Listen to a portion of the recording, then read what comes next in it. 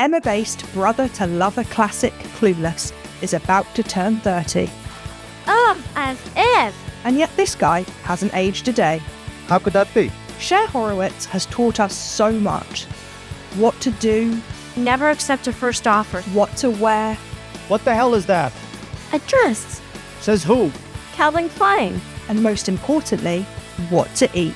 Just don't start with the jokes again. Daddy, you need your vitamin C. Why am I even listening to begin with? You're a virgin who can't drive. Oh, should I write them a note?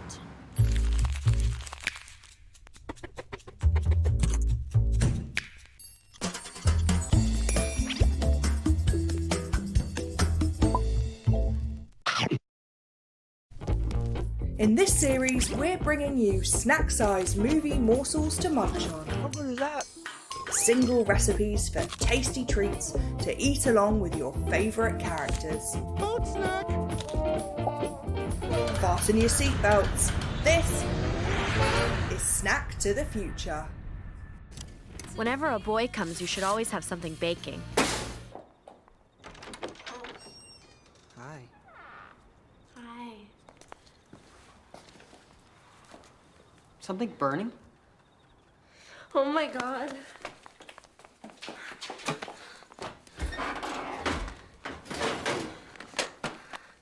Oops, Oh, honey, you baked. I tried. Come on. Show me the rest of your pad. First things first, you're going to need 150 grams of unsalted butter. I'm browning my butter to add some lovely nuttiness. To make things easier, you can skip this step and use soft room temperature butter instead, but I think it's worth the extra effort. Whatever. Use a spatula to stop anything catching on the bottom of the pan. Once the milk solids turn a deep golden brown, get the butter off the heat.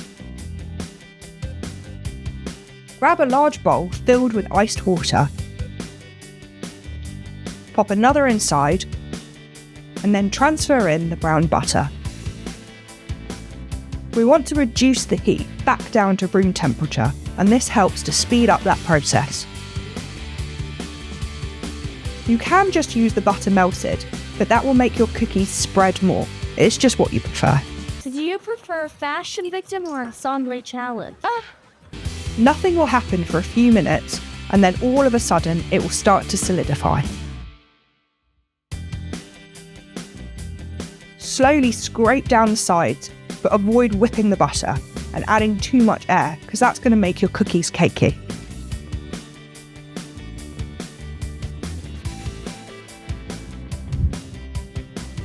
Go in with 70 grams of dark brown sugar and 50 grams of caster sugar.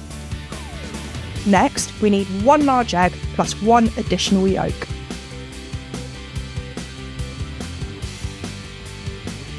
A teaspoon of vanilla extract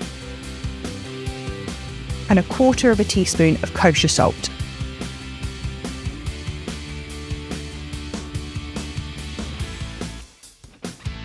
Sift in 220 grams of plain flour with 1 teaspoon of bicarbonate of soda and fold until just combined.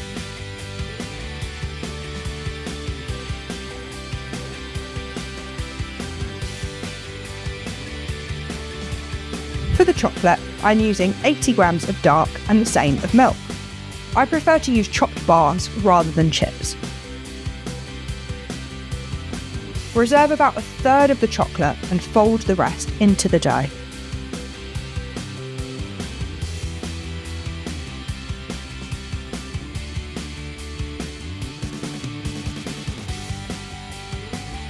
To make things easier, I'm using a scoop.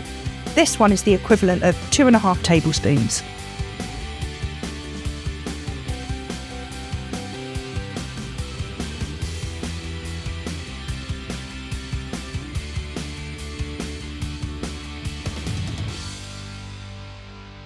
The reserved chocolate goes on top. Doing this means that the chocolate won't all disappear into the cookies, and they will all have nice visible pieces on top.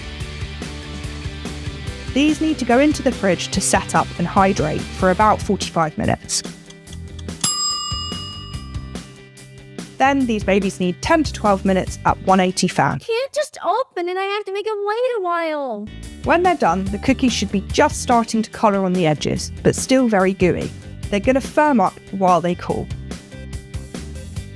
To get them perfectly round, use a large biscuit cutter and give them a good spin while they're still very hot and malleable.